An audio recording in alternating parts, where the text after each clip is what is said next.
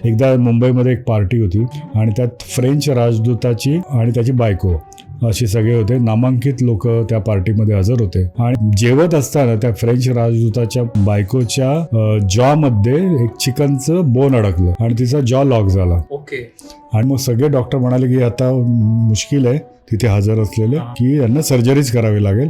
पण तिचा सुंदर चेहरा तिला खराब करायचा नव्हता, ती सर्जरीला तयार नव्हती. मग कोणीतरी सुचवलं की तुम्ही काय बघता का? डॉक्टर राम भोसले त्या पार्टीला हजर होते. त्यांनी पाताक्षणी त्या फ्रेंच राजदूताच्या पत्नीच्या थोबाडीत मारली.